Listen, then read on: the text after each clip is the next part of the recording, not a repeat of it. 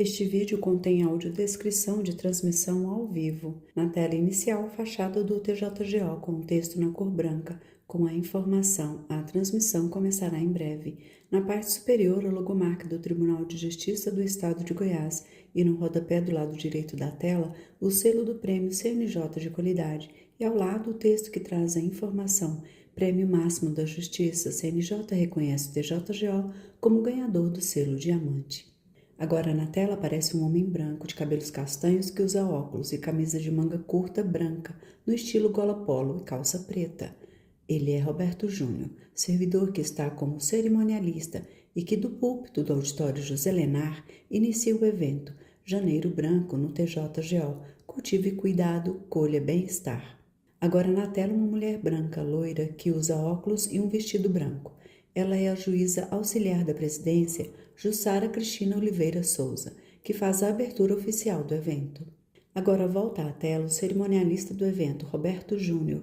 Na sequência, ele convida a servidora Graciele Bastos, fisioterapeuta do Centro de Saúde do TJGO, mulher branca, de cabelo loiro e que veste blusa e calça branca, e inicia uma experiência sensorial imersiva com a participação de todos os presentes na plateia do auditório. Volta à tela o cerimonialista do evento, que convida o médico psiquiatra da Junta Médica do TJGO, Rafael Mendanha, homem branco de cabelos castanhos escuros que usa bigode e terno azul claro com camisa branca, que inicia a palestra Saúde Mental no Trabalho.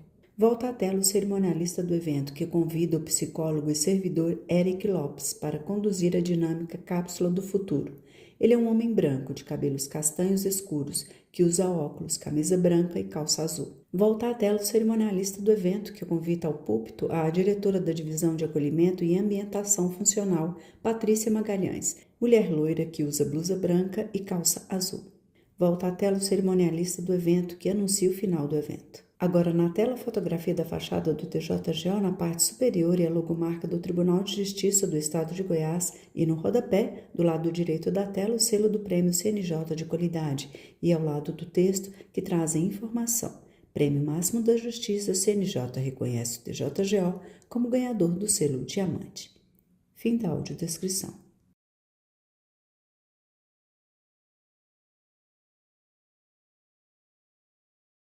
E é com grande satisfação que iniciamos esta vivência da campanha Janeiro Branco, um movimento nacional que convida a refletir sobre algo muito essencial, mas muitas vezes negligenciado, que é a nossa saúde mental.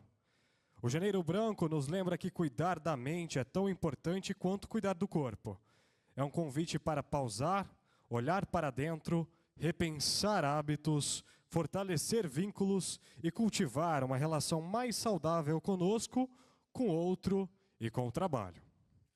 A ação de hoje, intitulada Cultive Cuidado, Colha Bem-Estar, é promovida pela Divisão de Acolhimento e Ambientação Funcional, em parceria com a Divisão de Desenvolvimento Pessoal e Qualidade de Vida, a quem agradecemos pela sensibilidade e compromisso com o cuidado integral das pessoas. Convidamos todos a estarem presentes de forma inteira, com a mente e o coração abertos para essa experiência. E para iniciarmos com a fala de abertura, convido agora a juíza auxiliar da presidência, doutora Jussara Lousa. Por favor, Jussara.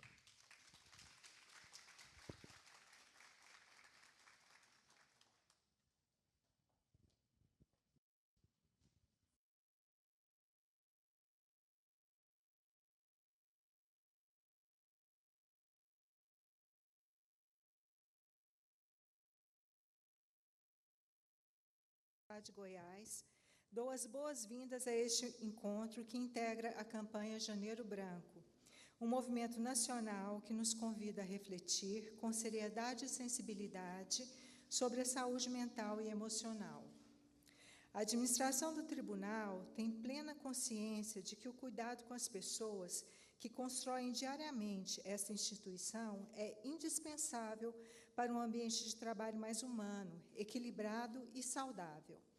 Por isso, iniciativas como esta reafirmam o compromisso do tribunal em lançar um olhar atento ao bem-estar emocional de servidores e servidoras, magistradas e magistrados, reconhecendo que saúde não se limita ao aspecto físico, mas envolve também mente, emoções e relações. Vivemos rotinas intensas, marcadas por prazos, responsabilidades e desafios constantes. Parar, ainda que por algumas horas, para refletir sobre si, para ouvir e para cuidar, é um gesto de responsabilidade consigo mesmo e também com o coletivo. O autocuidado não é um luxo, é uma necessidade e um ato de consciência. Que essa vivência com o tema Cultive o Cuidado e Colha Bem-Estar seja um espaço de escuta, acolhimento e reflexão, e que os frutos aqui colhidos possam reverberar no cotidiano de cada um, fortalecendo vínculos e promovendo mais qualidade de vida. Agradeço à Diretoria de Gestão de Pessoas e às equipes envolvidas pela sensibilidade e dedicação na organização deste momento. Desejo a todos os presentes uma excelente experiência. Muito obrigada.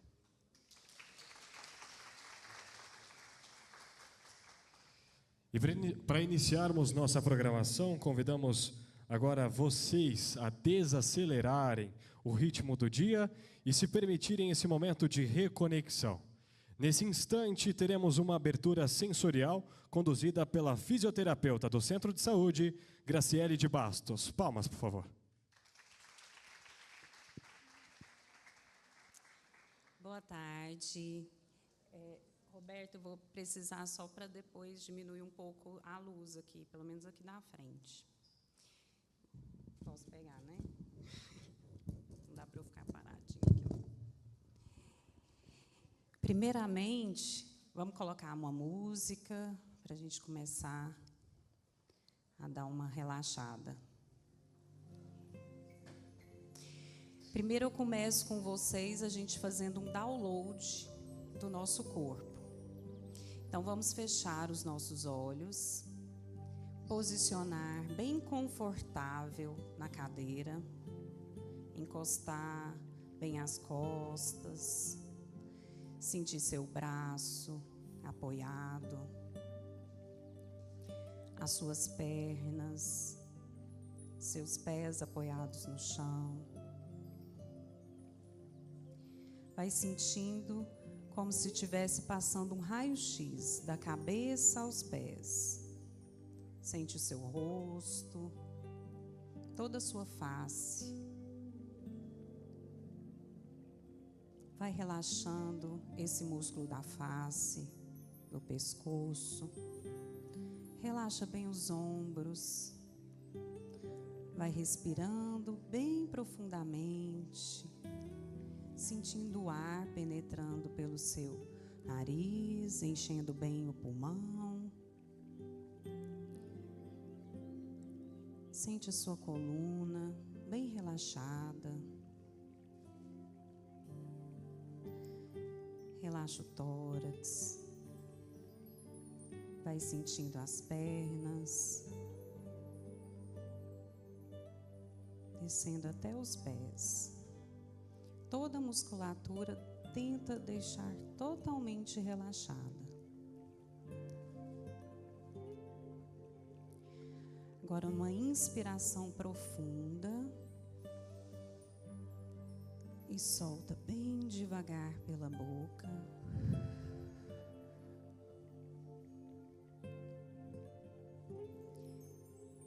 Você vai agora imaginar que está no lugar que você mais gostava da sua infância. Tenta resgatar aquele lugar, o cheiro daquele lugar, as pessoas que estavam naquele lugar, a sua infância. Muitas vezes guarda o que mais você tem de precioso, que você aprendeu. Sente o cheiro desse lugar. As risadas das pessoas que você mais ama neste lugar da sua infância. Vem resgatar todas aquelas lembranças boas, as brincadeiras, o andar descalço, o brincar com a terra. E você vai caminhando por este lugar e vendo as pessoas que você ama num lugar que você se sente segura, seguro.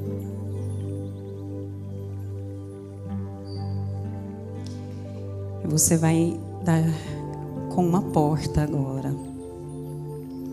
Você vai abrir essa porta e encontrar com você hoje. O que a sua criança falaria para você hoje? Ela daria um abraço, falaria: parabéns, você passou por muitas coisas. Ou ela só falaria: tenho orgulho de você. O que sua criança falaria para você hoje? Por tudo que você já vivenciou, já passou, as pessoas que você já perdeu. E você sente aquele abraço, o seu próprio abraço, o abraço do alto amor.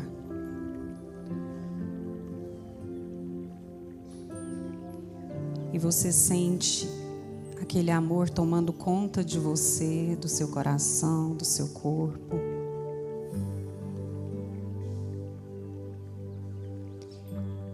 E você abre aquele sorriso, um sorriso de gratidão, de poder estar vivo, de poder estar passando por tudo isso.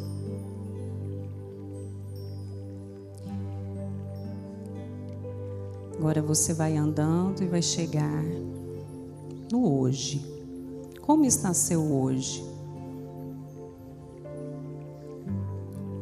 Tenta organizar o seu hoje, no seu trabalho, a sua família. Tenta ver o rosto das pessoas que você mais ama e sempre com aquele sentimento de gratidão.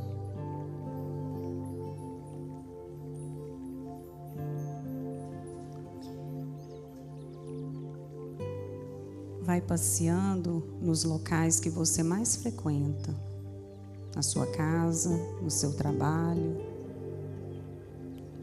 com os seus amigos, conhecidos, seus familiares.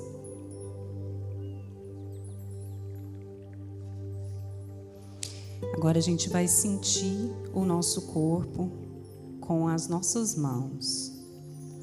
Vamos colocar do lado da têmpora, fazendo movimentos circulares. Vamos tentar relaxar essa face.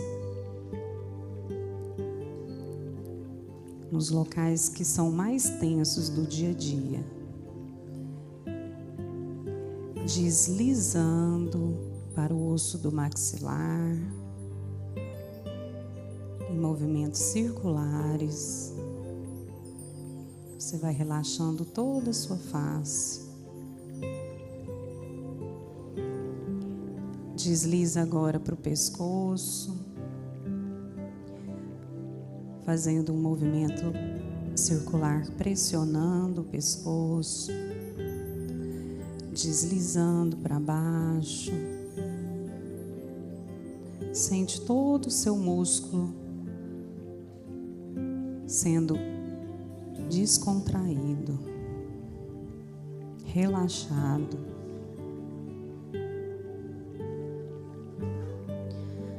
Agora no movimento de alto abraço. Te dê um abraço. Dá aquele aperto assim, ó. Sente o quanto você é perfeita, perfeito. Sente-se grato por estar aqui hoje, por estar respirando, por tudo que você tem. Vai apertando cada músculo do seu braço, num abraço bem forte e apertado. Vai relaxando o antebraço, as mãos.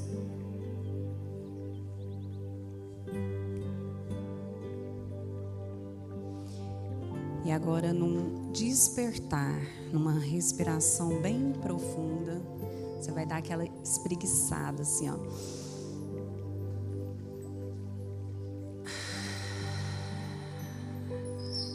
Respira, sente assim que você tirou todo aquele peso que você estava sentindo agora. E relaxa. E agora eu quero ver um sorriso, porque vocês estavam completamente assim lindos, tranquilos. E aí a gente tem que parar um pouquinho e fazer isso mesmo, né, gente? Dar aquela relaxada, porque nós somos capazes de tudo quando a gente percebe esse dom, né? Esse dom da vida maravilhoso. E para continuar aí a nossa imersão, né? Vou passar para o Roberto para ele poder continuar. Obrigado. Relaxou? Relaxaram? Sim ou não? Muito bom. Pessoal, então dando continuidade à nossa programação, convido agora o médico psiquiatra da Junta Médica deste tribunal, Rafael Mendanha, para conduzir a palestra Saúde Mental no Trabalho. Palmas, por favor.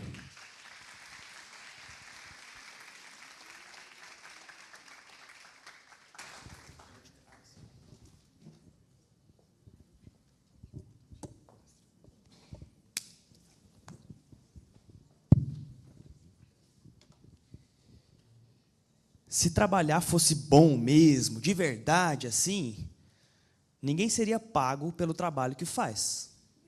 Alguém discorda? Não há quem discorde disso. O que nem todos concordam é que é possível sim trabalhar e ainda assim ser feliz, saudável e equilibrado, dentro e fora do trabalho. O mês é Janeiro Branco, a gente está aqui para falar da pauta de saúde mental e eu hoje venho com a missão de unir a saúde mental à nossa prática no trabalho. Aos amigos que já me conhecem, é sempre um prazer estar aqui, voltar aqui nessa casa, que é a terceira vez que a gente conversa, né? Prazer revê-los. Aos que ainda não me conhecem, muito prazer. Meu nome é Rafael Mendanha, eu sou médico, sou psiquiatra, também pós-graduando em Medicina do Trabalho. Sou professor e coordenador no SEMBRAP, Centro Brasileiro de Pós-Graduações, e também sou médico psiquiatra, perito lá na Junta Médica. Sou servidor aqui como vocês. Isso é o que vocês vão encontrar lá no Lattes, no LinkedIn, é a parte formal. O que não está escrito lá é a alegria que eu tenho de ser casado com a mulher mais linda desse mundo, Mariana, que está aqui comigo hoje. Obrigado mais uma vez por ter vindo. De ser filho, de ser irmão, ser neto, amigo, e extremamente feliz em todos esses papéis que eu exerço. E talvez aqui já comece uma primeira provocação, porque para muitos, vida boa é sexta-feira às 18 horas, é a happy hour. É quando a nossa vida de segunda a sexta finaliza e sim vale a pena viver de sexta a domingo.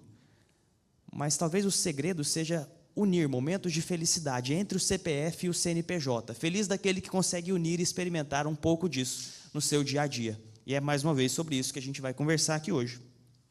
Para falar sobre esse tema, trouxe várias bases de dados científicas, validadas internacionalmente, outras nem tanto, como é o caso desse livro, Vozes da Minha Cabeça, assim carinhosamente apelidado, porque não foi publicado, mas é de onde eu tiro grande parte das reflexões que faremos aqui juntos hoje. Vamos lá, para falar sobre esse tema, convido vocês para uma viagem histórico-sociológica, começando lá em Adão, finalizando em Durkheim. Porque segundo o livro de Gênesis, no seu capítulo 2, Deus colocou o homem no jardim do Éden para cuidar dele e cultivar dele.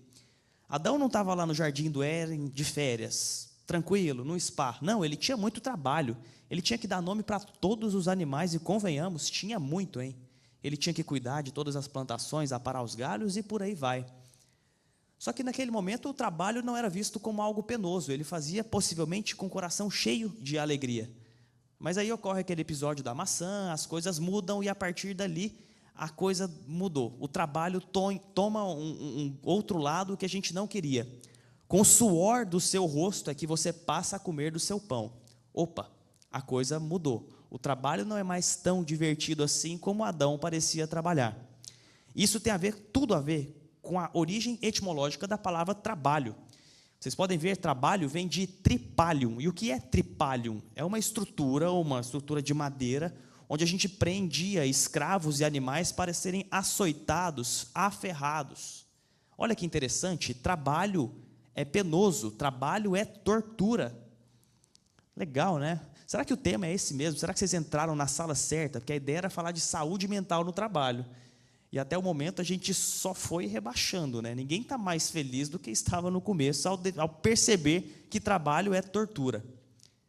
Mas é que não pode ser só isso. Talvez você esteja se perguntando, então, por que no fim das contas eu trabalho, se é só para ser açoitado?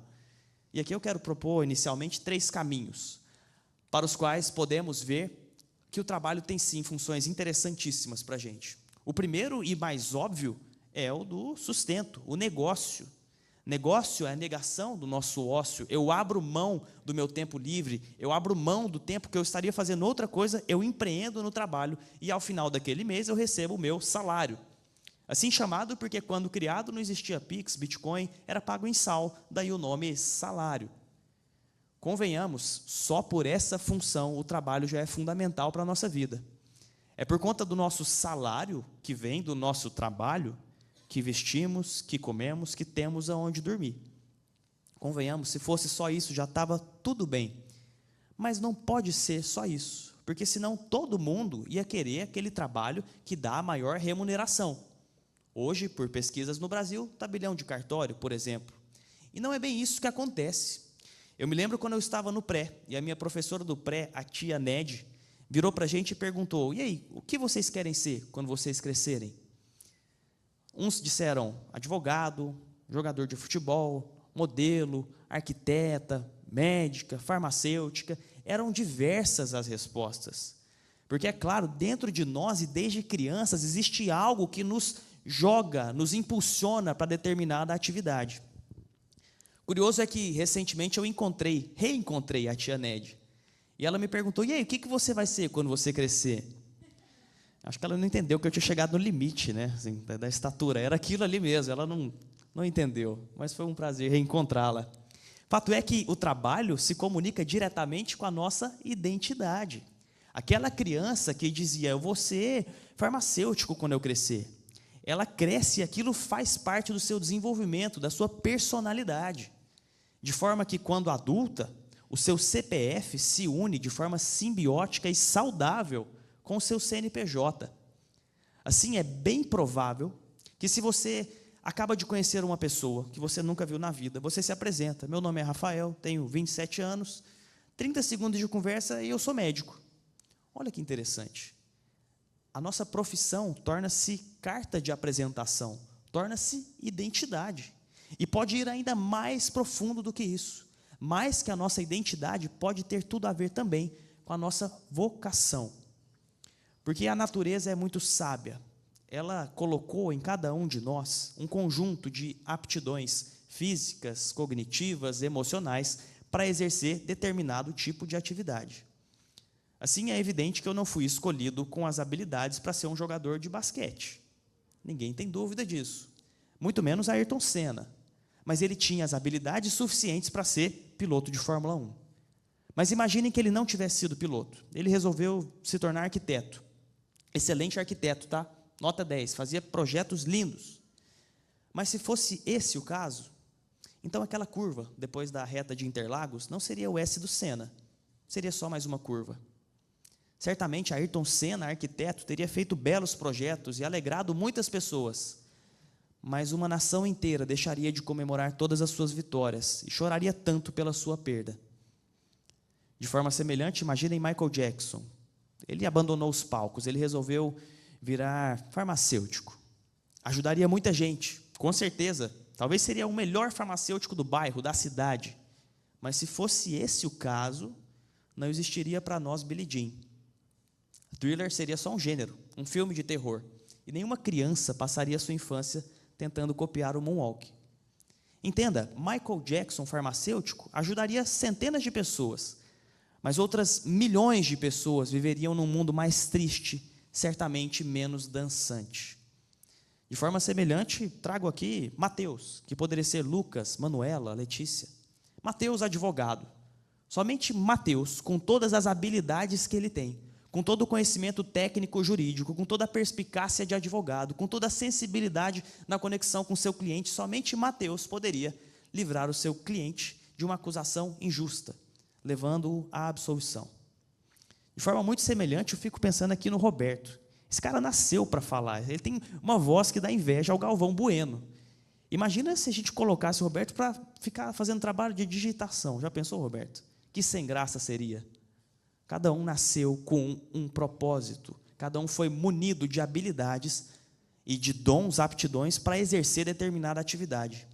Os gregos chamam esse conjunto de atividades de daimon interior. E quando essas habilidades que o universo nos dá, nós pegamos isso, desenvolvemos, devolvemos ao mundo na forma de excelência, chamamos esse momento de eudaimonia, que é quando a gente pega tudo isso e se encaixa ao universo como uma verdadeira engrenagem. E pelo menos por um instante, a gente pode fazer o mundo uma fagulha mais feliz. E eu tenho certeza que nesse momento você precisa assumir, você também foi mais feliz. Os gregos aplaudem de pé. Sua mãe, seu pai também. E certamente você estará mais feliz por aquele que fez. Assim, o trabalho é tão importante na nossa vida, que se fosse possível trazer René Descartes aos dias de hoje, parafraseá-lo, talvez ele dissesse: trabalho, logo existo. Porque se eu tiro o trabalho de mim, eu tiro o meu sustento, eu tiro, claro, a minha identidade, eu apago o meu passado, eu apago a minha vocação, aquilo que há de mais forte no meu interior. Eu posso me apagar da história. E aqui não é só no sentido figurativo, pode ser também no sentido literal.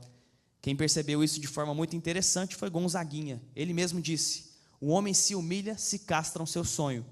Seu sonho é a sua vida, e vida é trabalho. E sem o seu trabalho, o homem não tem honra. E sem a sua honra, se morre, se mata. Mata-se figurativamente, mata-se literalmente. Eu sei que o janeiro é branco, mas é que setembro não pode ser o único momento para a gente falar de algo tão importante como o suicídio. Por isso, vamos amarelar o ano inteiro. Trago aqui Durkheim, sociólogo, que estudou o suicídio enquanto um fato social. E ele percebeu que quanto mais frágeis fossem as relações sociais de um indivíduo, maior o risco desse indivíduo cometer o suicídio.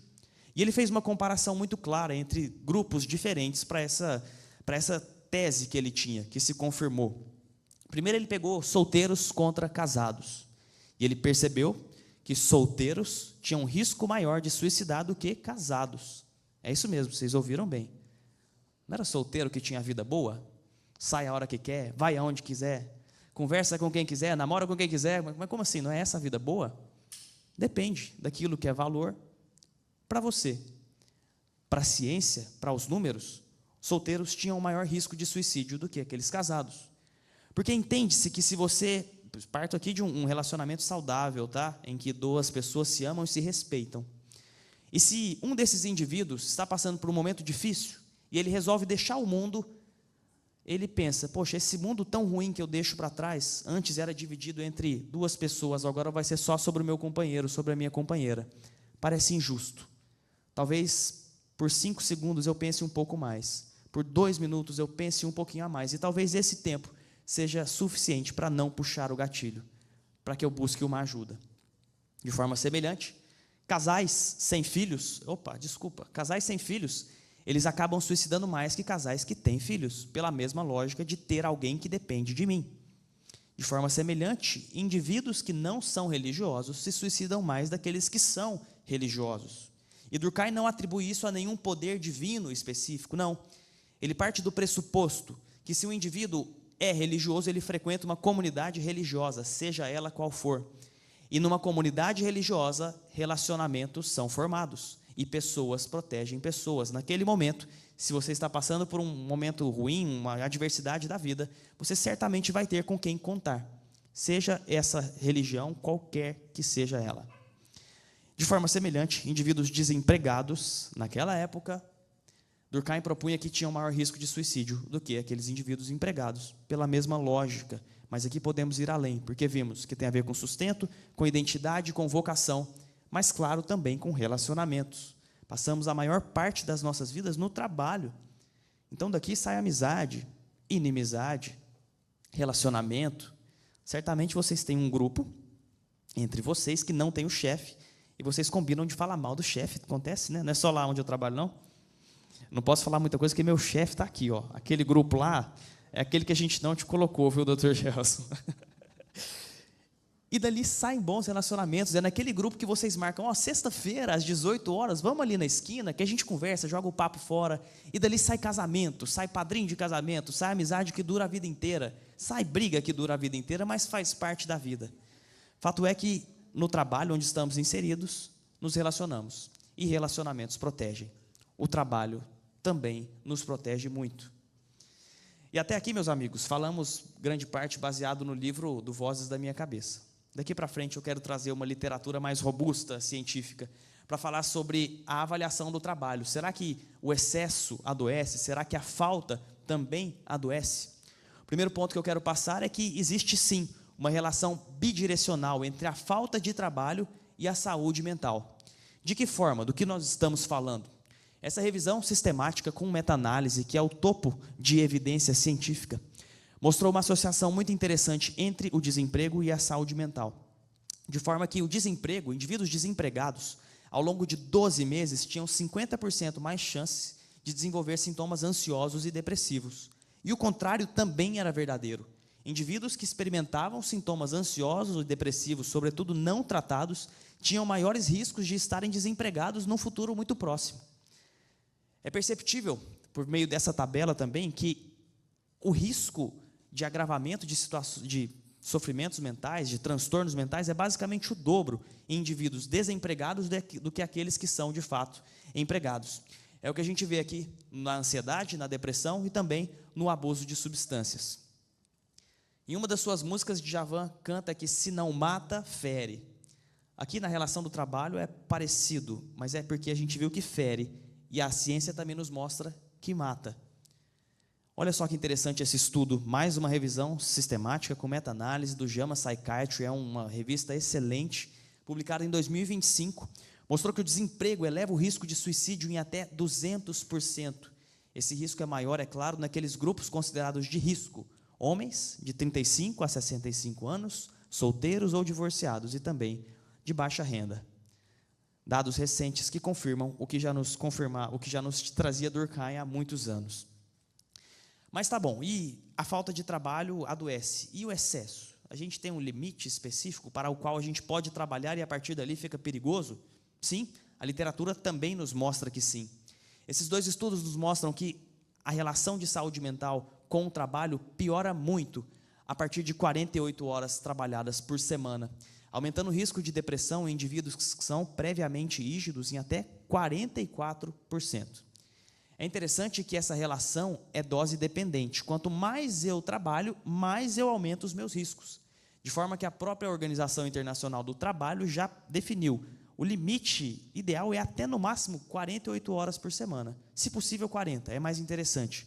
Porque a partir de 48 horas por semana, eu aumento em 44% o risco de ideação suicida em indivíduos que estavam previamente rígidos. E se eu aumento de 48 para 55, o meu risco aumenta também para 65%. A falta de trabalho adoece. O excesso de trabalho também adoece. A falta de trabalho mata, mas convenhamos, a falta do trabalho, o excesso de trabalho, tudo nos remonta ao desequilíbrio. E o trabalho também pode viciar. Estou falando aqui de workaholismo. Isso é um alerta para nós, porque, afinal de contas, vivemos numa sociedade hiperprodutiva. Trabalhe enquanto eles dormem, estude enquanto eles descansam. Você é máquina, faça o que quiser.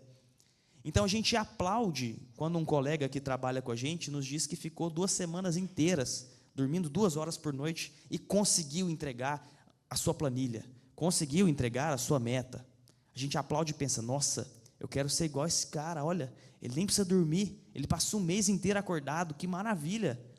E ele vira para você e diz, é porque eu amo isso, Eu sou viciado em trabalho. Isso aqui é a minha vida. Viciado em trabalho, workaholismo, alcoolismo, dependências. O alcoolismo é uma dependência química. O workaholismo é uma dependência comportamental. Para o workaholic, a gente aplaude, parabéns, você é sensacional, quero ser igual a você. Mas se ele estivesse nos confessando, eu estou com um problema de álcool, eu sou dependente de álcool, a gente diria, amigo, você precisa de ajuda e tratamento. Vamos ali que eu te ajudo. Mas geralmente não é isso que acontece. E aí fica a questão, tá bom, esse cara produziu demais, ganhou uma plaquinha lá, funcionário do mês, funcionário do ano, trabalha com uma medalha aqui de funcionário. Às custas de quê? O que você não vê que somente ele sente e que você inveja? O que os estudos nos trazem? Esses indivíduos que são workahólicos, certamente, têm maiores índices de ansiedade, depressão, insônia absurda, abuso de substâncias, burnout, redução de qualidade de vida.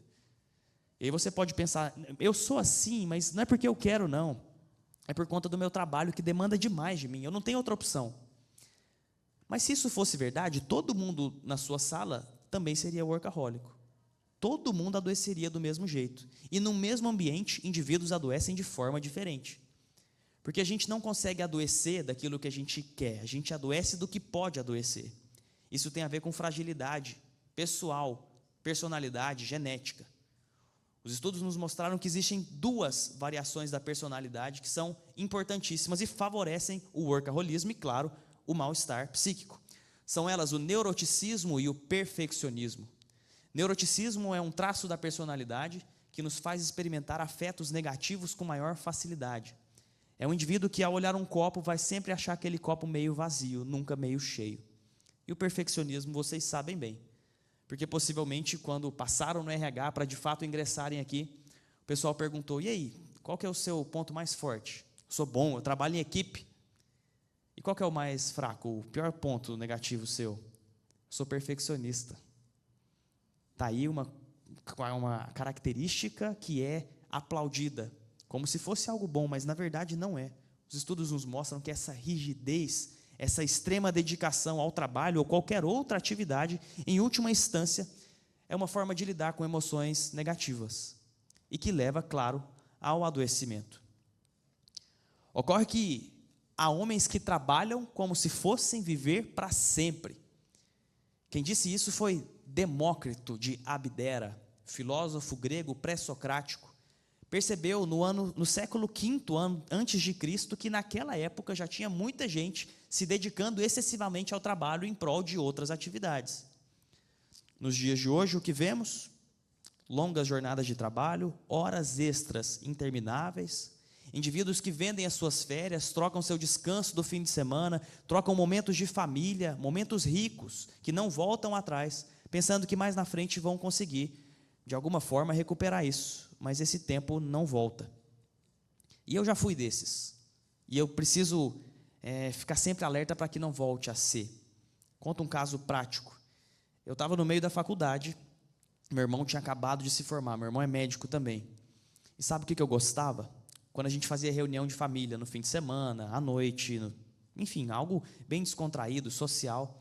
E o meu irmão não estava, e eu curtia muito aquilo. Não pela ausência dele, eu amo muito meu irmão, mas eu achava bem legal quando alguém perguntava, e o Caio, cadê?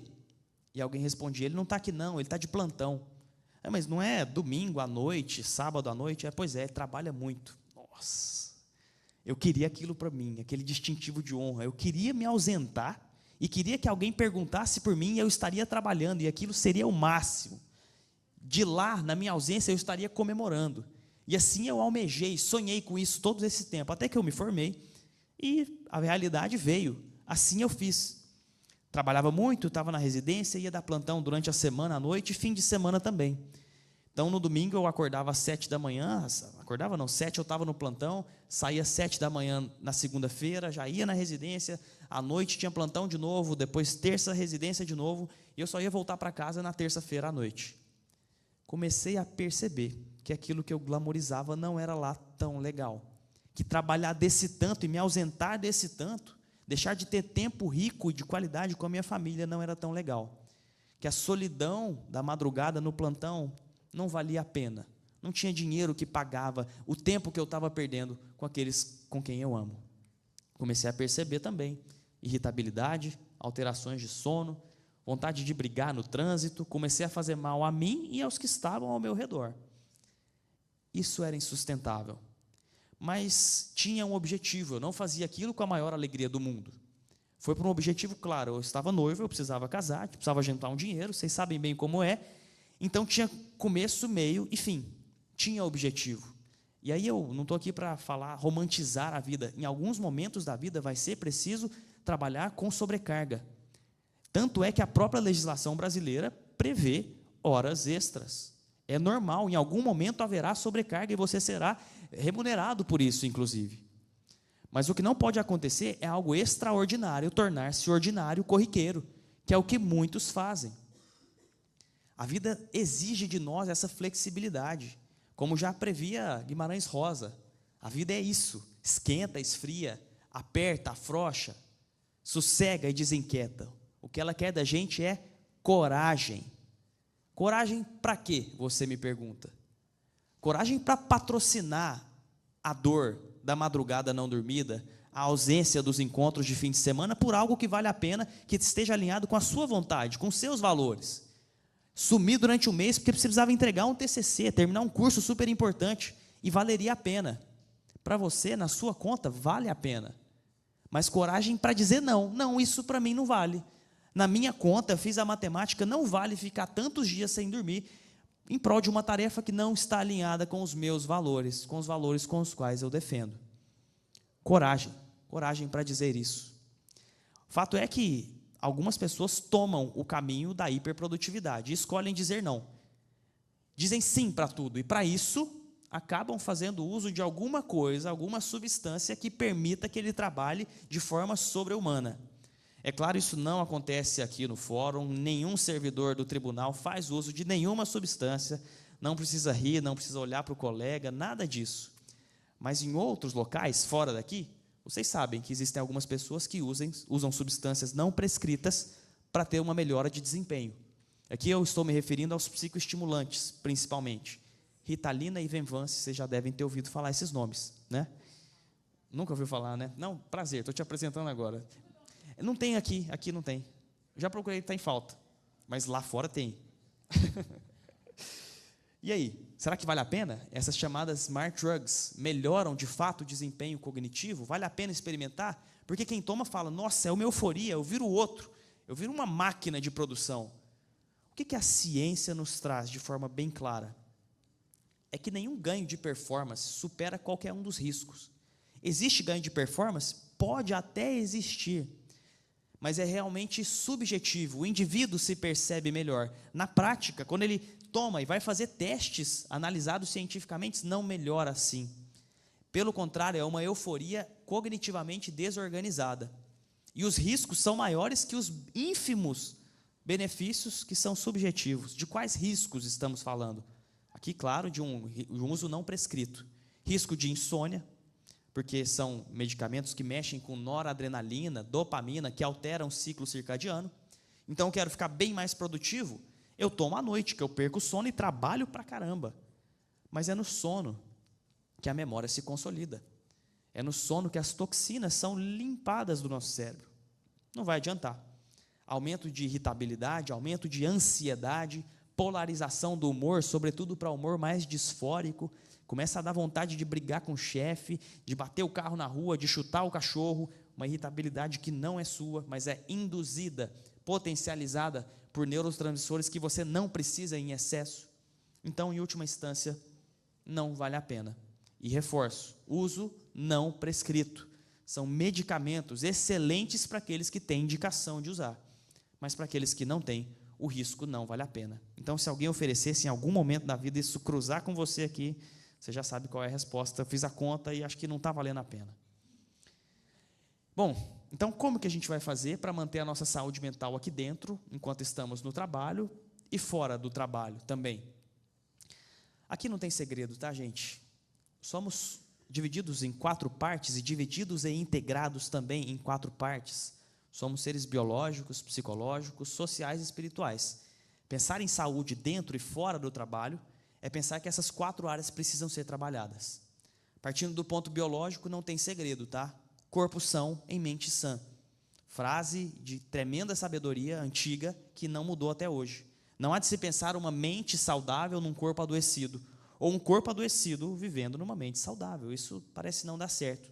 E o que a gente tem que fazer do ponto de vista biológico para ficar bem? O básico bem feito, como dizia minha avó, dormir bem. É exatamente no sono que a memória se consolida, que o sistema linfático limpa as toxinas produzidas ao longo do nosso dia. Qualidade de sono tem a ver com melhora de performance cognitiva, melhores ferramentas para lidar com estresse, ansiedade, depressão e por aí vai. Mas não basta isso, é preciso também uma boa alimentação. Vivemos na era dos ultraprocessados, que nos inflamam o tecido adiposo, e não dá para pensar em aumento de inflamação adiposa do pescoço para baixo. O corpo é um só, tudo se inflama. Cérebro inflamado não trabalha bem. É preciso cuidar disso também. E claro, uma boa atividade física. Não vivemos para inércia. Vivemos para manter o nosso corpo em movimento. Então, você consegue fazer academia todo dia? É evidente que não. Mas a gente tenta dentro do possível. Isso aqui a gente tenta equilibrar. Em algumas semanas não vai dar, mas na outra a gente volta. Não dá para imaginar isso aqui perfeitamente rolando todo dia. Isso aqui é coisa de livro. Na vida real, a gente tem que tentar ao máximo se aproximar disso aqui. Então, quer dizer que não existe um remédio milagroso, uma pílula, um soro na veia que vai melhorar demais? Não, não existe. Aqui, o segredo é que a gente se cuide, é trazer o autocuidado para cá, bater no peito e pensar, a responsabilidade é minha. Eu preciso disso aqui para me sentir bem, física e mentalmente. Mas não para por aí, temos também o eixo psicológico, é evidente. Somos divididos nisso também, até porque, imaginem vocês, o melhor antidepressivo do mundo, que trata 100% das depressões, que não existe, tá? Ele só vai conseguir atuar no ponto de vista biológico. Ainda existem aqui 3 pontos que não foram abordados. O psicológico é um deles. Porque todos nós carregamos na nossa história, nossa personalidade, nossas dores, nossos traumas, nossas angústias, nossos amores, nossas expectativas. Agora imagina conviver com a expectativa dos outros. O trabalho é realmente uma experiência sociológica impressionante, de colocar tanta gente junta e diferente. A psicologia ajuda a lidar com essas coisas dentro de mim e com as coisas dos outros. E você pode se perguntar, e se eu estiver em sofrimento, vou no psicólogo primeiro ou no psiquiatra? Minha sugestão, aquele que tiver uma vaga primeiro para você. Quem tem dor, tem pressa, é para já. Um bom psiquiatra, eu acredito que vai saber indicar um bom psicólogo e vice-versa. Trabalham de mãos dadas, não há de se pensar um sem o outro. E claro, os estudos nos mostram, é bem mais evidente a farmacoterapia combinado com a psicoterapia para diversos transtornos. Não dá para abrir mão disso. Mas também existe o eixo social. Segundo Bauman, vivemos na sociedade líquida, liquidez das nossas relações. Tudo é muito supérfluo, superficial, rápido, e assim criamos uma pandemia de solidão. Tanto que lá no Reino Unido, por exemplo, foi criado o Ministério da Solidão em 2018. Isso foi antes da pandemia. Depois da pandemia, Coreia do Sul também já criou e outros países europeus também criaram. Percebemos que a solidão é um grande mal do nosso século. E os estudos nos mostram isso também. Olha que interessante. A solidão aumenta o risco de mortalidade nas mesmas proporções que fatores de risco como tabagismo e obesidade. É isso mesmo? Obesidade e tabagismo matam tanto quanto a solidão.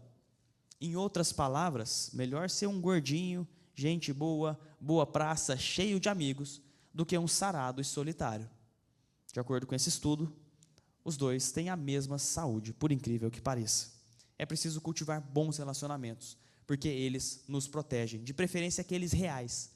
A internet, a velocidade das coisas está aí para nos ajudar a conectar aqueles que estão distantes, mas aqueles que estão próximos é preciso primar por contatos reais, contatos olho a olho, como estamos fazendo aqui hoje. Isso aqui poderia ser uma call, um meet, mas a gente abriu mão do nosso tempo para poder olhar olho no olho, poder pegar um pouco das expressões, porque isso não tem internet que consegue passar. É preciso se conectar com boas pessoas ao nosso redor. E por fim, a espiritualidade. Os estudos também mostram que a boa prática de espiritualidade estão associadas à melhora da resiliência, enfrentamento de sintomas adversos gerais, melhora de qualidade de vida e, claro, prevenção também de suicídio. como já previa Durkheim lá atrás. Mas eu quero perguntar para vocês, então, isso é básico, a gente já sabe, é coisa que a gente só não pratica. Não falei nada de absurdo, nada de muito novo aqui. Então, se a gente já sabe, por que a gente não faz e por que a gente continua adoecendo dentro e fora do trabalho? Aqui vocês podem abrir a internet e fazer sua pesquisa e vocês vão encontrar diversos dados. Eu quero propor uma reflexão um pouco diferente. Adoecemos tanto por conta de 2 fatores que trago para vocês: pelas escolhas e pelo amor.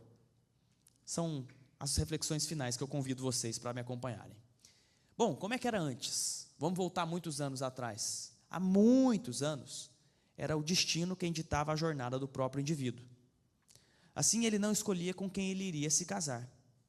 Nascia, crescia, seus pais delimitavam com quem ia casar e acabou, não tinha escolha. O mesmo servia para a profissão.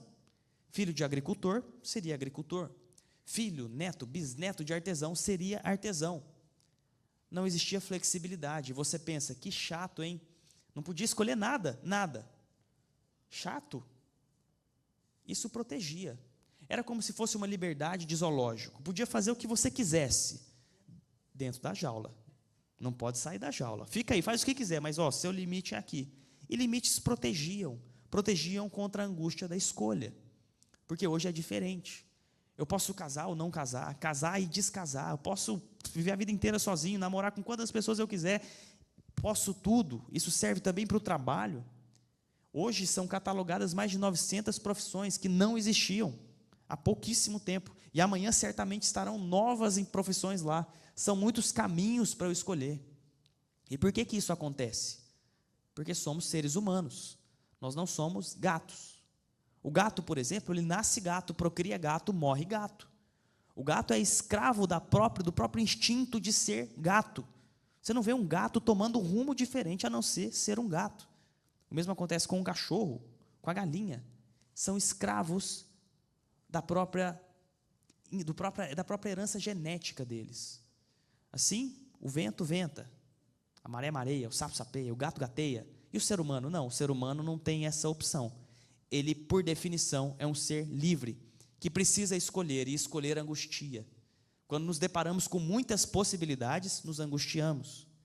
Por isso você vai na pizzaria, abre o seu cardápio, diversos sabores, só coisa bonita, e você pensa, nossa, era isso que eu queria.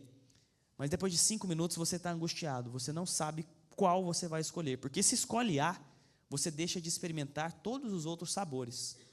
E isso não serve só para pizza, isso serve para a pessoa com quem você escolhe se relacionar, com o trabalho que você escolhe trabalhar, com o lugar para onde você escolhe viajar. Todas essas são escolhas, e escolhas angustiam. Quem disse isso não sou eu, mas sim Kierkegaard, o pai do existencialismo. Ele nos diz que existir significa escolher. Mas essa não é a riqueza, mas sim a miséria do homem. Justamente porque tudo isso nos angustia. E angustia ainda mais porque as nossas escolhas são baseadas, sobretudo, no amor. Quando escolhemos por amor. Mas de que amor é que nós estamos falando? Existem vários, definição muito aberta de amor. Eu vou trazer aqui para vocês 3 amores. O primeiro deles, o proposto por Platão. Platão nos propõe o amor como eros. E eros, para Platão, é desejo. Assim, para Platão, amor é desejo. E o que é desejo? Eu desejo aquilo que me faz falta. Esse nome eros, vocês já devem ter ouvido em algum lugar. Erotização, erótico, isso faz parte do nosso cotidiano. Então, se eu amo com o amor platônico, o amor eros, eu amo somente aquilo que desejo. Então eu não amo o carro que já está na minha garagem, eu amo o carro que está lá na concessionária, que não é meu, que eu desejo, mas não tenho. E quando eu vou lá e compro, e ele está na minha garagem, eu já não amo mais ele, eu amo o próximo, porque eu só amo o que desejo, e eu só desejo o que me faz falta. Isso serve para o carro da garagem, para o celular que está na vitrine, isso serve para o trabalho que já é o meu. Se eu amo com amor platônico, desejante, erótico, eu nunca vou ser feliz com o trabalho que já é o meu. Eu vou sempre querer o trabalho que é o próximo, a promoção que eu ainda não tenho, o salário que ainda não tenho, o cargo que ainda não é o meu, o nome do crachá que ainda não está escrito. É sempre lá. A alegria é sempre lá. E nós fomos adestrados a amar com amor erótico.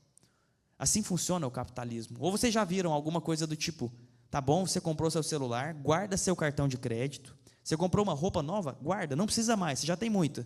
Não, você comprou e aquilo que você comprou já está supérfluo em 2 dias. Você precisa adquirir mais. Espero que você tenha entendido que amar com amor platônico é um saco sem fundo. É como um cachorro correndo atrás do próprio rabo. Você nunca vai encontrar a felicidade plena aí.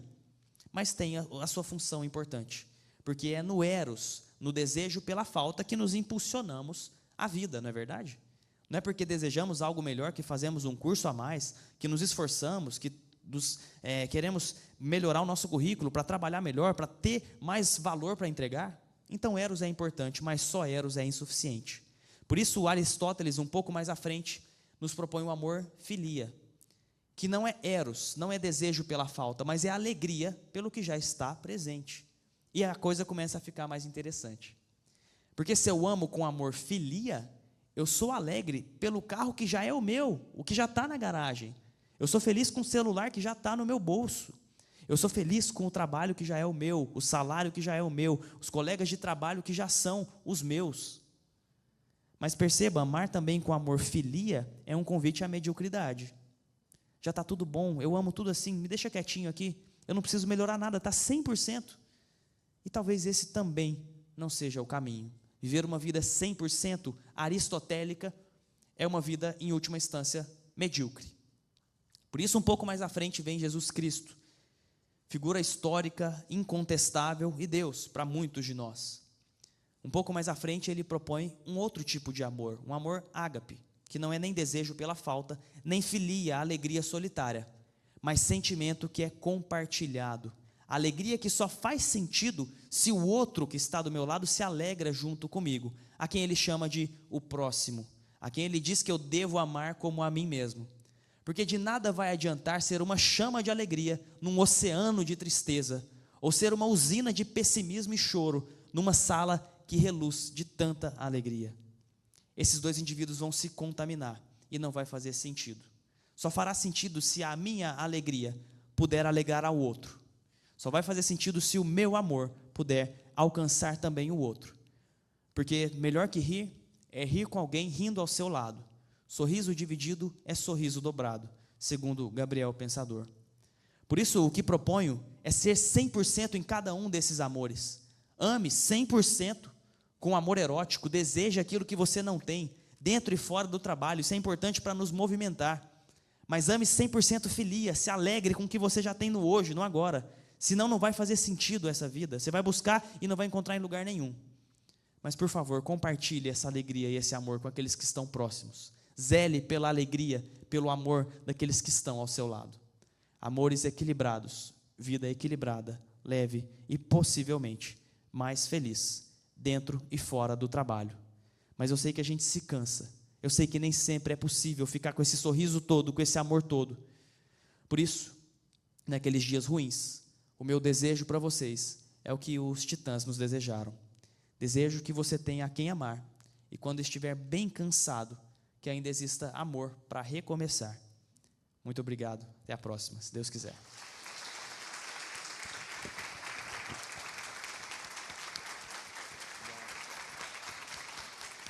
Muito obrigado pela palestra, doutor. Obrigado também pelo elogio, viu? Muito obrigado. Galvão Bueno do Cerrado. Obrigado mesmo. E antes de continuarmos, gostaria de agradecer pela presença especial da juíza auxiliar da presidência também, doutora Lídia Assis, muito obrigado pela presença, e também da primeira-dama e servidora deste tribunal, Luciane Camargo. Muito obrigado pela presença. Agora eu convido a todos para participarem de um momento prático e simbólico. A dinâmica criativa Cápsula do Futuro, que será conduzida pelo servidor da Divisão de Desenvolvimento Pessoal e Qualidade de Vida, Eric Lopes. Palmas para o Eric, por favor.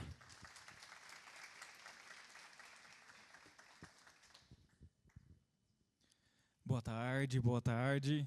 Será que eu me atrevo a continuar essa conversa após o Dr. Rafael? Se vocês me permitem um tempinho.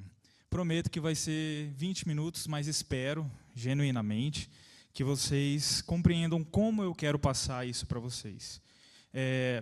Claro, obviamente, não tem como eu ficar distante daquilo que ele trouxe para a gente.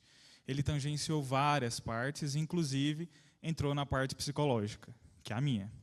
Sou psicólogo da divisão e quero com muito orgulho mesmo falar sobre esse assunto. Ele falou sobre o Setembro Amarelo e que tem que ser todos os meses, realmente. Mas aqui é o momento da gente prever. Então vamos com calma, né, Dr. Rafael? Vamos na prevenção? Será que a gente consegue? Vamos lá, então. Aqui é um pouco do que é o Janeiro Branco, né? Que é essa prevenção do cuidado, né? Esse cuidado em relação à saúde mental. Perfeito. Esse movimento, por que janeiro? Janeiro. Por quê?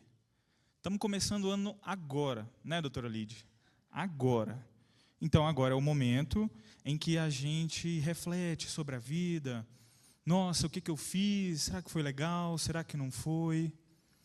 Um processo que é a base em que eu vou utilizar com vocês está dentro de terapia de aceitação e compromisso, do Stephen Hayes. Ele diz que temos que estar abertos, conscientes, engajados no processo. Ele propõe um modelo de flexibilidade psicológica. E aqui entra, mas a gente precisa ter abertura, é um convite. Janeiro é um convite para a gente olhar para os 12 meses anteriores. Como foi? Ok. Nesse processo, nesse convite de abertura, aceito, ótimo, tornar consciente, mas principalmente engajar em ações importantes, que são valores, que é um pouco daquilo de autoconhecimento, né? Todo mundo já ouviu falar, algum psicólogo, algum psiquiatra falando de que é importante ter autoconhecimento? Sim, gente? Perfeito. Tamo junto, então. Vamos lá. O Dr. Rafael falou sobre autocuidado.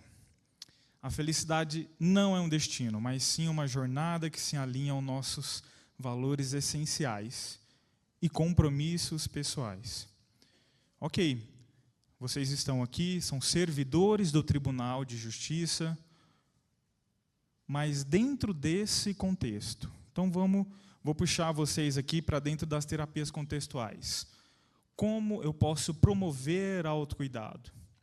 Quando a gente pensa em autocuidado, algumas pessoas entendem um autocuidado um pouco deturpado. É skincare? Ok, talvez. Eu tirar um tempo para eu poder fazer uma academia? Ok, talvez. Mas vamos lá.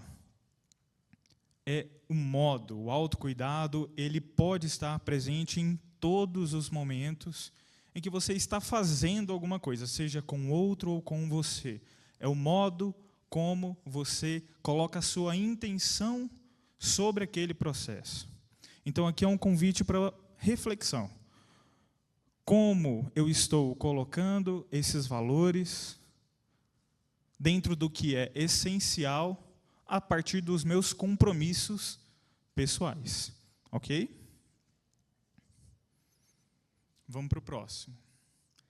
Tem que ter coragem, né, Dr. Rafael? Tem que ter coragem, gente. Né, Raíssa? Tem que ter coragem. A Raíssa fez sim. Coragem emocional. A coragem é agir apesar do medo e da vulnerabilidade. Um processo, você só se torna aberto e consciente a partir do momento em que você aceita aquela situação. Mas, Eric, eu não quero me acomodar com a situação. Calma, não estou falando disso. Comodismo é diferente de aceitação. Você aceitar o seu contexto atual é um primeiro passo para que você tenha a coragem e a intenção em modificar. Então, reconhecer emoções difíceis é essencial para o nosso bem-estar e saúde mental. Aqui dentro a gente sabe, são prazos, são processos, eles têm que correr. Tem que correr. E nisso, esse reconhecimento de emoções difíceis, ele nos capacita para compreender o nosso corpo. algumas sensações ficam óbvias. Ele trouxe o excesso de trabalho, né, o workaholism. Você está lá todo dia, amo o trabalho, adoro trabalhar, você é o melhor do seu gabinete. Um excesso normalmente sempre esconde uma falta. Como que está a sua relação dentro de casa? Com seus filhos? Se a vida for só trabalho, é complicado, né? A minha abordagem é analítico-comportamental. E lá a gente fala um pouco, Skinner ele produz a teoria do reforço. Aí ele entende duas coisas bem básicas. Do que você está fugindo e do que você está se aproximando. É o reforçamento positivo e o negativo. Do que você está se aproximando? Como suas ações estão se aproximando daquilo que é importante para você? Ou você está fugindo? Ah, nossa, lá em casa com a minha mulher tá um saco. Aí eu adoro trabalhar, eu sou o melhor do meu gabinete. A coragem em se aceitar como um ser humano que erra, um ser humano que se percebe como ser humano, né? Senão a gente vai ficar lá, ó, na mesma. Então seria muito mais fácil se eu acordasse e meu pai fosse marinheiro, eu também seria marinheiro, e meu filho seria marinheiro, meu neto. Decidi ser psicólogo. E é isso. Vamos para o próximo. Intenção e presença. Foco no aqui e agora. Quem já ouviu falar sobre essa questão de é importante você estar presente aqui e agora? Quem já ouviu falar? Ficou algo que quero que não aconteça, que não vire banal, porque é muito importante. O estar no aqui e agora, que é até uma atividade que a DAF faz através do Mindfulness, ele é um processo de intenção. É você chegar ao final do dia e perceber o seu corpo, aqui e agora. Meus ombros estão tensos, meu estômago está... aquela gastrite que tem 20 anos que não passa. Como é que faz, né, doutor? Como é que faz? A intenção no aqui e agora é um processo, são etapas. Eu não quero que vocês saiam daqui e falem, não, o Eric falou lá, é aqui e agora tudo. Então, estou comendo aqui agora. Não tem como a gente ter intenção a todos os momentos. O gasto de energia em que um processo bem feito de mindfulness é alto. Mas após aquele momento, você se percebe melhor. Então, viver plenamente significa sair do lá, então, e a gente puxa para cá. Abraçar o aqui e agora. Porque a gente começa a ter compromisso. Compromisso mesmo. Consciente com cada desafio. Então, vamos revisar. A gente trouxe o processo de abertura. A gente tem que estar aberto, é um convite. Nada melhor do que janeiro para isso. Se tornar consciente só através de uma intenção. Tem que ter coragem, gente. Tem que ter coragem mesmo. Da gente conseguir olhar para trás e ver a possibilidade de mudar. Através dos nossos erros. E depois eles viram acertos. E assim a gente consegue tocar o barco com mais leveza.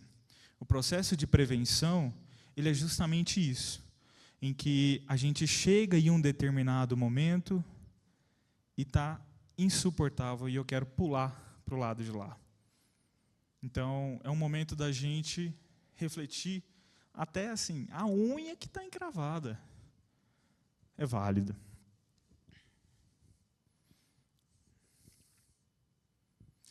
Aqui são algumas coisas que parece que é básica, porque aí a gente sai do campo das ideias.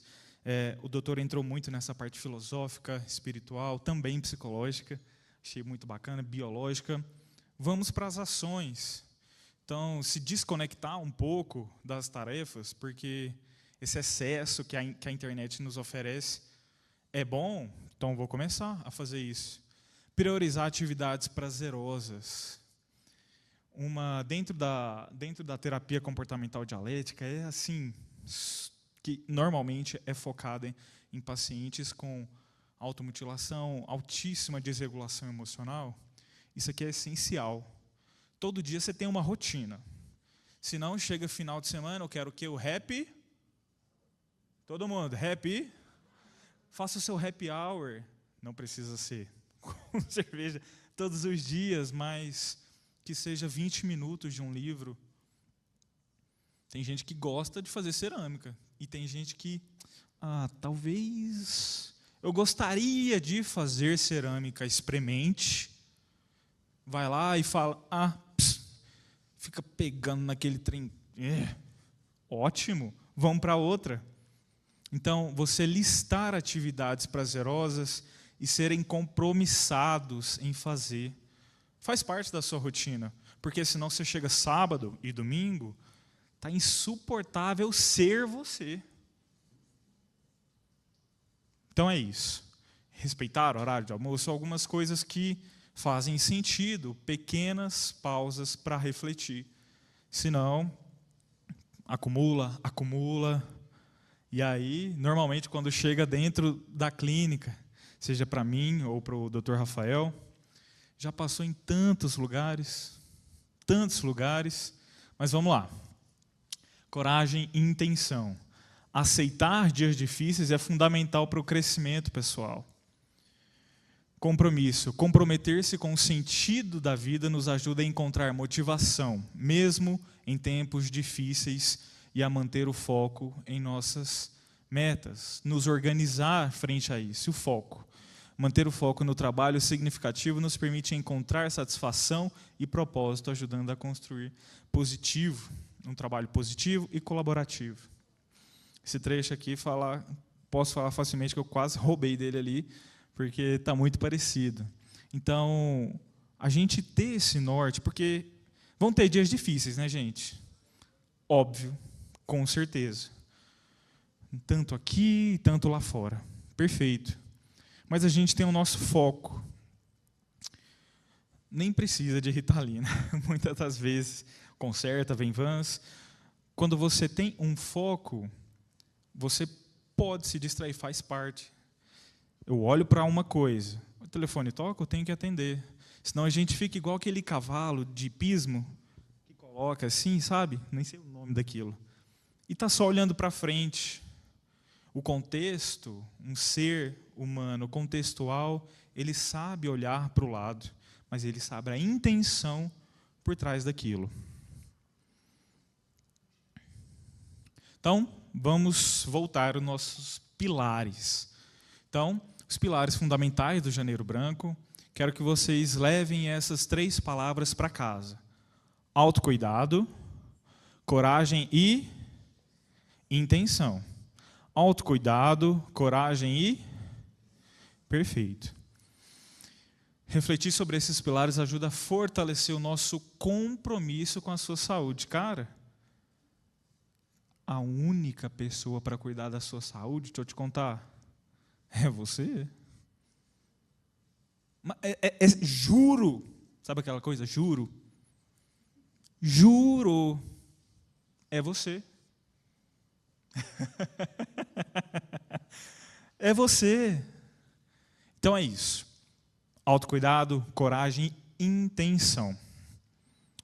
Vamos lá?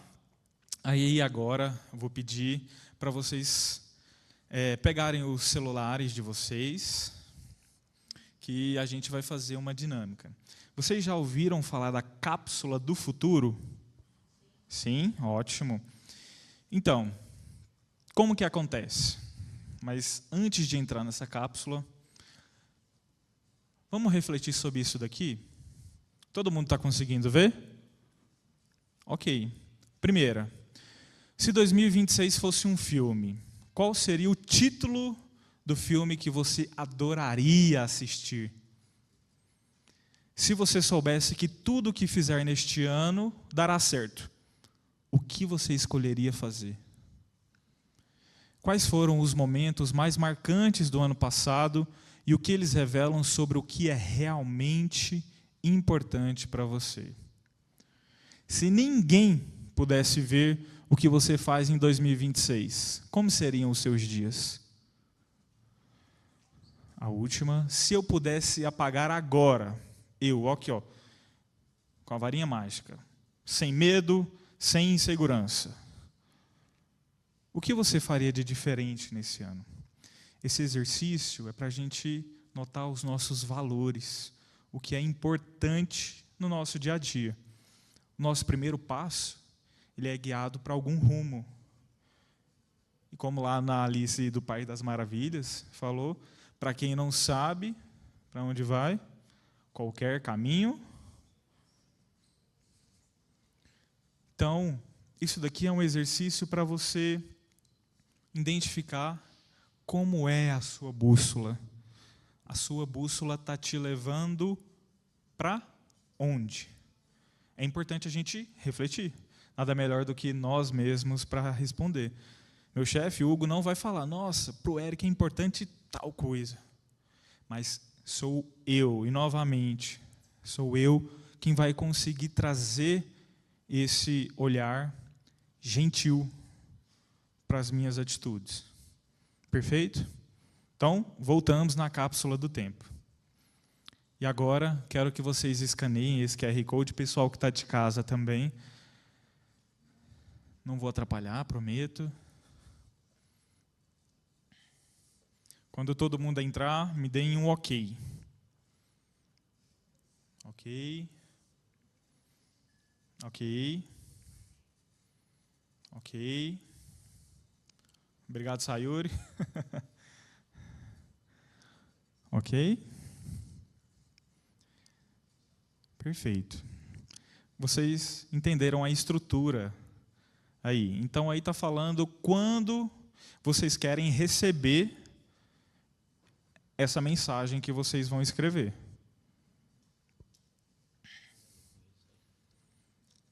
Aqui está a data. Então, aqui eu deixo livre. Como estamos falando de janeiro, aquela coisa de planos, a intenção é de que seja para daqui a um ano. Ok? Você coloca o seu e-mail, o assunto. O assunto é você.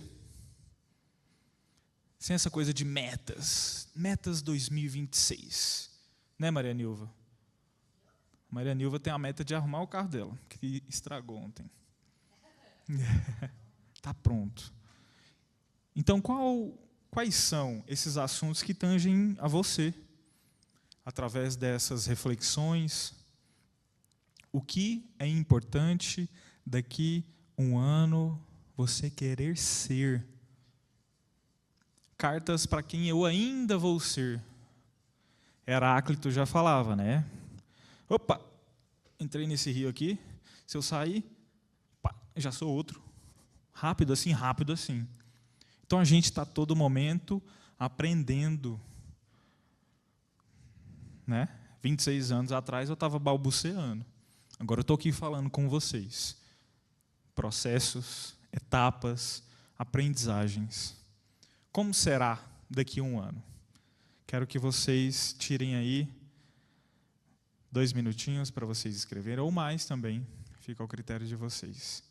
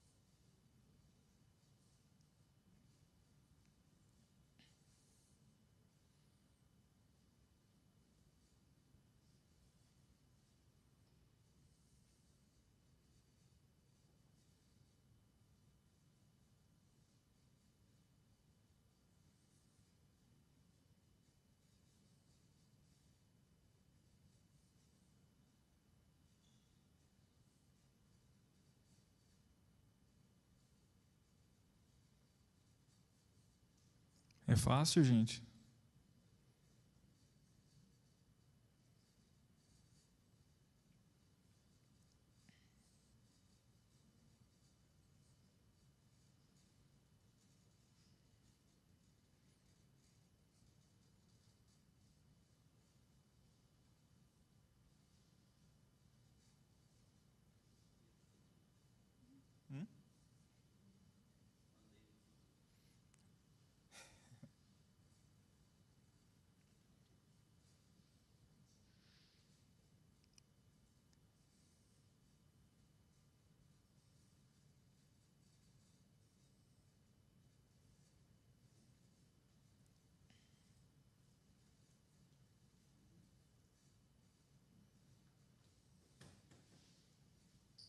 Foi?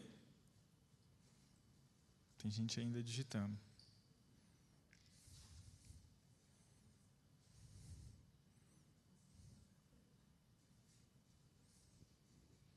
Temos mais alguém fazendo? Quem está fazendo ainda, levanta a mão. Ótimo. Isso aí.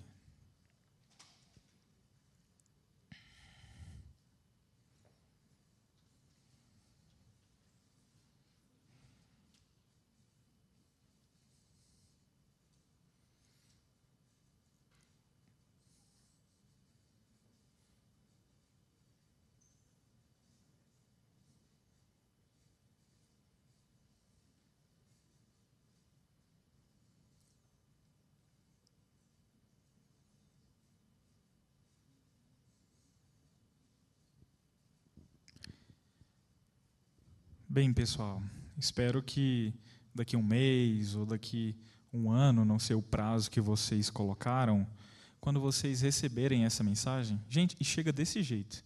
Eu testei, do jeito que você colocar, chega. Vocês possam ler essa mensagem e observar ela. Dá um passo para trás. Li. Observa essa imagem com carinho, com gentileza. Algumas coisas podem ser que não saiu da forma como você esperou. Já outras, tomara que sim. Então, esse foi o nosso convite para essa reflexão. Esse momento em que nada melhor do que prevenir do que o agora. Poderia ter sido 2 anos atrás, 3 anos atrás. Estava ouvindo uma frase, era um vídeo e achei super bacana. O melhor momento para plantar uma árvore foi há 25 anos atrás. E o segundo melhor momento é agora. Então que agora seja esse momento. E amanhã vai ser agora, daqui 24 horas. E assim sucessivamente. Perfeito? É isso. Agradeço e vou chamar aqui o nosso... Não. Galvão Bueno do Cerrado para continuar a conversa com vocês. Muito obrigado. Obrigado, Eric. E seguindo já o rito final deste evento, convido agora para uma fala de agradecimento à diretora da Divisão de Acolhimento e Ambientação Funcional, Patrícia Magalhães.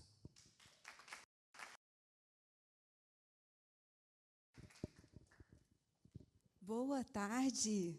Que tarde memorável. A minha missão é só parabenizá-los por tirar esse momento, por atender esse convite à reflexão, o convite do Janeiro Branco. Vocês receberam um planner, ele é simbólico, mas que vocês aproveitem cada reflexão que foi feita, que foi apresentada para vocês. Tenho certeza que, como o Dr. Rafael disse, não foram tantas novidades, mas foi muito amor, foi muito acolhimento aqui entregue por meio de reflexões para que despertassem em vocês o sentido do que vocês estão fazendo, o porquê vocês fazem o que vocês fazem, para que ao chegar lá em 2027, quando vocês receberem o e-mail de vocês, vocês pensarem, poxa vida, valeu a pena. E valeu a pena no sentido da palavra mesmo. Pena é penoso, mas foram dias difíceis, de desafios, mas também foram dias felizes. Os dias mais felizes que a gente consegue se lembrar não são aqueles fáceis, são aqueles que nós superamos os nossos limites. E dentro do esperado, isso é muito bom, porque nos faz crescer. O amor eros, a gente corre atrás do que a gente quer. Então, eu parabenizo cada um de vocês que tirou esse tempo para molar o machado, deixar o machado mais afiado para que a gente seja, de fato, o ser humano melhor lá no final do ano, quando a gente começa aquelas expectativas de fazer as metas, mas que agora a gente está tendo uma oportunidade de escrever quais são essas metas. Qual é o ser humano que eu quero me tornar em 2027 para que eu comece agora? Se o tempo melhor era para plantar uma árvore, era 25 anos atrás, mas a segunda oportunidade é agora. Então, com o machado já afiado, não é para plantar, mas entendendo como instrumento para a vida, estamos prontos. O start já foi dado de 2026. Comecem agora a fazer o ano que vocês querem ter, sendo a pessoa que vocês querem ser. Parabéns a vocês, muito obrigada. E nós temos, Roberto, vou passar para você. Você vai falar o que nós temos agora, né? Tá bom. Fica Muito só um obrigada, minutinho. gente. E chegamos ao final da nossa vivência e que essas mensagens que foram faladas aqui hoje sirvam como lembrete de que cuidar da saúde mental é um ato contínuo, necessário e coletivo. Agradecemos a presença de todos vocês, aos palestrantes, muito obrigado, aos facilitadores e às unidades responsáveis por tornarem este momento possível. E informo também que agora, ao encerrar este evento, teremos um lanche preparado com muito carinho que será servido no hall do primeiro andar. Então, todos convidados e mais uma vez, muito obrigado a todos pela presença e uma excelente tarde.